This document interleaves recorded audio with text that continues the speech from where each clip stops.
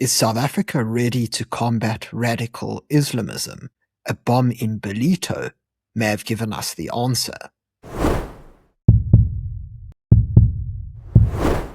South Africa was rocked by an attempted terror attack in Ballito this past week, with a teenager placing a bomb in the middle of a busy mall in an attempt to essentially commit mass murder. Now, fortunately, this specific incident was thwarted and the bomb did not set off. But still, it does raise some important questions, not only about the incident itself, whereby the FBI from the US had to alert the local authorities as to what was going on, but also South Africa's preparedness in the case of further attacks, particularly as radical Islam continues to spread across the world, even starting to fester in South Africa. Now, before we get into this, could I please remind you to subscribe to the channel if you haven't already? It's free to do, and all you've got to do is click on the subscribe button below the video. If you would like to enjoy additional perks such as members-only videos, consider becoming a Power Club member. All you have to do is click on the join button below. Now let's get into it. So before I actually start with the analysis of the situation, it's important to note that this specific attack is not tied to radical Islam in any way. And so anybody who's worried about that, rest assured that this does seem to be a lone wolf attack. It's a high school student who is going through a very tough time. Still, it's very important that we analyze the details of the case, as well as another security issue that South Africa has recently had, and really come to grips with whether or not the South African authorities are indeed equipped to handle bigger threats, such as the rising radical Islam, which we're seeing slowly creeping into South African society. But before we get into all of that, let's go over the details of the bomb in Ballito. The original report of this bomb incident comes from the North Coast Courier, which is a local paper in KZN. And as explained here, a teenager's alleged Telegram manifesto has revealed chilling new details about a failed bomb attack at Ballito Junction Regional Mall, where an improvised explosive device emitted smoke instead of detonating. And then just above, we have a photo of the food court where the bomb was placed. So a 15-year-old Zimbabwe resident who cannot be identified as he is a minor allegedly placed the device in the mall's crowded food court on Sunday, March 29th. The potentially deadly attack was averted only because the improvised device failed to explode, apparently due to a construction fault. And so already we understand that the authorities did not have a hand in thwarting this issue. The only thing that saved lives was the fact that the bomb itself failed to detonate. Continuing, it says here that shortly before the incident, the teenager allegedly shared a graphic manifesto on Telegram. For those who don't know, that is a messaging app. And in it, he outlined an alleged plan to bomb the shopping mall, glorifies mass killers, and describes how the legacy of the Columbine school shooters and the TikTok-based true crime community inspired his violent quest for revenge. In the manifesto, the teenager portrays himself as a product of years of trauma and isolation. He alleges he endured relentless bullying, online extortion, and doxing, as well as abuse by his father and neglect by his mother. He claims his experiences drew him into extremist online communities, whose members he describes the only people who understood me. The document also alleges that he chased a fellow pupil with a knife in 2024 after repeated pleas to his mother to remove him from school were ignored, leading to his expulsion. He further claims that on March the 4th, he pepper sprayed people at another Ballito shopping center. So what's really important for us to note at this point is actually the response by South Africa's security authorities. So a source within the Justice, Crime Prevention and Security, so JCPS cluster, alleged that Umhlali police returned the failed explosive device to the teenager's mother and initially refused to register a criminal case. So already we have a big problem. Why on earth are you returning this device to his mother rather than taking it in as evidence? And of course, the reason being that they decided not to lodge a proper criminal case in the first place. And that itself is incredibly alarming to hear. According to the same source, a case was only opened after April the 2nd, after the Hawks intervened following an alert from the FBI. And so this is an incredibly worrying situation.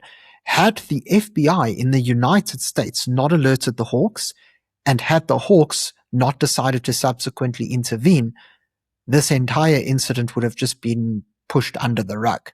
So it's incredibly frightening to see that this is what goes on with local police. Rather than being arrested at the scene, the 15-year-old was admitted to Town Hill Hospital, a specialized psychiatric facility in Pietermaritzburg. 3 months later, on July the 1st, the teenager was allegedly seen back at the mall. He was subsequently arrested on Friday, July the 3rd, and was released on Monday from the Kwadukuza Regional Court, where the matter was not enrolled. Again, why it's not being enrolled, Lord only knows. The Courier asked SAPS, when officers were first notified of the attempted bombing, when a criminal docket was opened, whether the device was entered into the SAP-13 evidence register, as I alluded to before, and examined by bomb disposal experts, whether the Hawks were notified, and whether investigators were considering charges under the Protection of Constitutional Democracy Against Terrorist and Related Activities Act. Ilembe District Police spokesperson Priya Nunkumar responded. Police attended the complaints immediately and the case was opened. The alleged explosive device was seized by police at the scene. The case was investigated by Umhlali detectives and the 15-year-old suspect was arrested. Now, something that's particularly worrying is actually something that Willem Els of the Institute of Security Studies told BizNews in an interview. So for those who don't know, Willem Els is the Senior Training Coordinator on Terrorism and Explosives-Related Incidents at the Transnational Threat and International Crimes Program of the Institute for Security Studies. And this is what he said. For a long time, we've been warning about your prevalence of the so-called lone wolf scenario in South Africa. And this is maybe a wake-up call for South Africa. Prior to placing the bomb, the teen had published his manifesto on Telegram. He glorified mass killings and claimed that traumatic personal experiences had driven him to extremist online communities. Listing all the red flags in the subsequent handling of the case, Els called for a thorough IPID investigation. Now, of course, this incident is incredibly alarming because, first of all, why did it take the FBI to come up with the information necessary to identify that there was a problem? Why could local intelligence not come up with it? Second of all, why is it that the local police decided to push it under the rug until such time that the FBI alerted the Hawks and the Hawks decided to investigate? Yet another major issue. But thirdly, this isn't the only kind of incident of its nature. We've also seen another security slip-up, although this time at the border, and specifically through the Department of Home Affairs. So many of you will already understand what I'm talking about, and this is the 2 flights of refugees from Gaza who mysteriously landed in South Africa using the phrase that Cyril Ramaphosa himself used when he described the incident. And here we have a press release from Home Affairs, and I just want to go through a few important facts from the press release to show you why I think that this is a broader security problem. So, as explained here, the Minister of Home Affairs, Dr. Leon Schreiber, can provide the public with the following update on the facts surrounding the processing of travelers from Palestine at OR Tambo International Airport. So, on the 13th of November 2025, a chartered flight arrived in Johannesburg from Nairobi, Kenya. Upon arrival, the 153 travelers on board were facilitated through the relevant immigration processes by officials from the Border Management Authority. So far, everything seems above board. During the process, BMA officials noticed the absence of departure stamps in some of their passports, as well as the fact that a number of travelers did not appear to have returned tickets or addresses for their accommodation in South Africa. So first things first, Israel is where they would have left from because there's no Palestinian airport. There is the Israeli airport, Ben Gurion International in Tel Aviv. And anybody who's been there, myself included, understands that you don't actually receive a passport stamp. You receive an exit form and an entry form when you, exit and enter the airport. You don't receive a stamp in your passport. And I think it's a very problematic thing that South African border management don't actually understand this. I think that any border security worldwide should be aware of the protocols of other airports around the world, because how else are they going to do their jobs in the most conscientious way possible? Moving on from that, it explains here that as a result of the identified discrepancies, the BMA could not allow them entry right away, as further verifications had to be undertaken. So yes, this is important. This is good. But I still wonder why it is that they were unable to obtain their information beforehand. Because ultimately, when you leave from your airport of departure, already on that side, you give your information to the check-in desk. They already know who you are, what your passport number is, whether or not you have a return ticket. In fact, I myself remember how I was once traveling from South Africa and they asked me, do you have a return ticket? And because I was on a student trip rather than just an ordinary holiday, I didn't. And then eventually I had to give them proof showing I will indeed be returning to the country. So why these sorts of checks were not in place in this specific scenario, I don't understand, because I just simply thought that this is airport protocol. But moving on, they decided not to allow them entry right away. And then it explains here how, while the processes were unfolding, vulnerable members of the traveling company were disembarked onto air-conditioned buses. The government of South Africa then interacted with the Palestinian embassy and other role players. We know that Gift of the Givers was involved here, and they decided to pressure Home Affairs. But that's a story for another day. But still, Home Affairs should not be giving into pressure groups. They should not be giving into these NGOs. The security of South Africa should be the priority, not what some silly humanitarian organization says about whether or not you should be letting them in based on your own moral judgment. Anyway, that's a topic for another day. And we then see that it was established that the absence of return tickets and accommodation addresses did not indicate that the travelers wished to apply for asylum.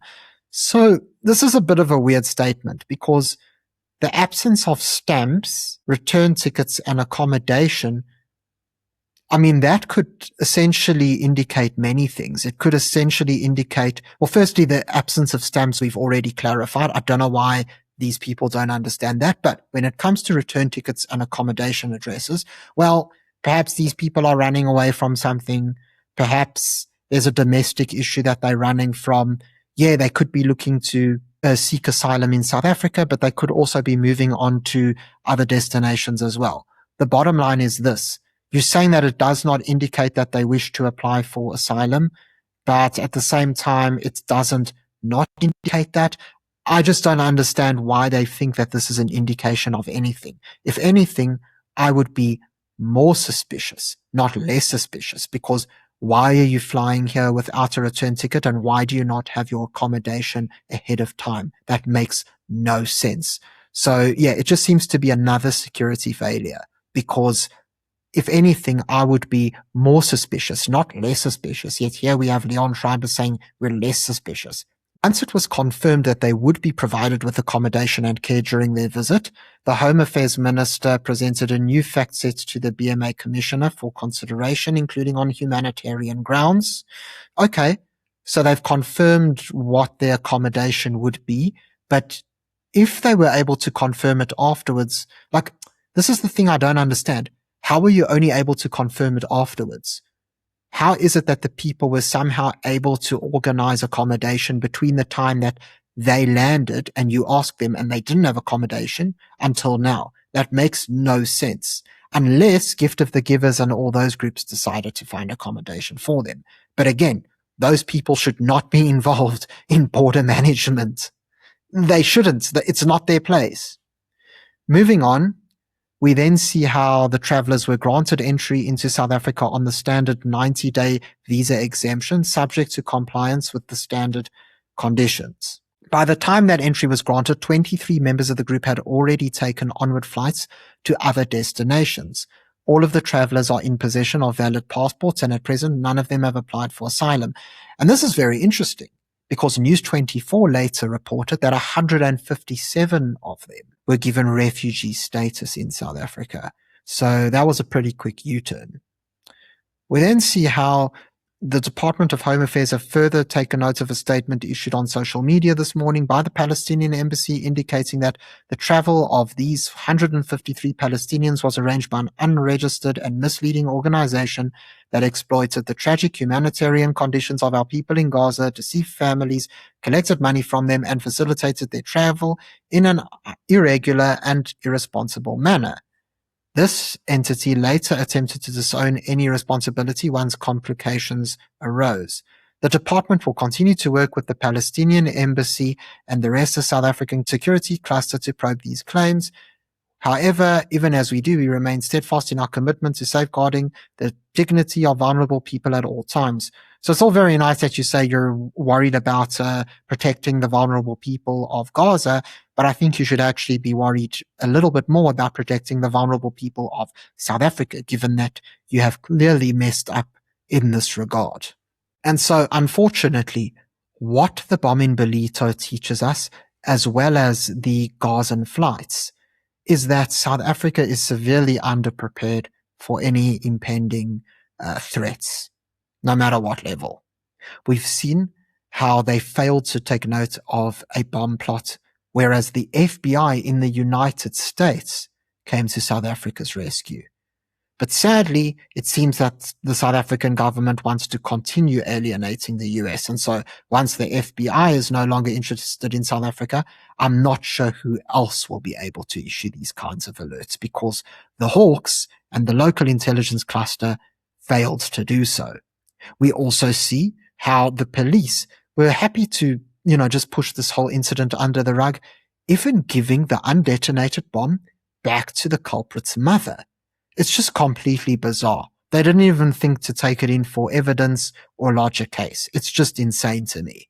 And then when it came to the Palestinian flights fiasco, well, that security issue was riddled with holes. Firstly, security didn't understand that when you leave Israel, you don't receive a stamp, but rather an exit slip. Secondly, they said how not having return tickets or not having accommodation in South Africa doesn't indicate that they're going to seek asylum. Very strange statement to make, which doesn't really make sense. And as I said, I'd be a little more suspicious after hearing that rather than less suspicious. And then, of course, they decided to cave into external pressure and allow the people into the country. And even after saying that most of them were not going to remain in South Africa, most of them actually did. And so South Africa, I'd be incredibly worried about this security situation. It's clear that Home Affairs and the local police and even the Hawks are not really that intent on keeping our security as a priority. And so it does truly make for worrying times.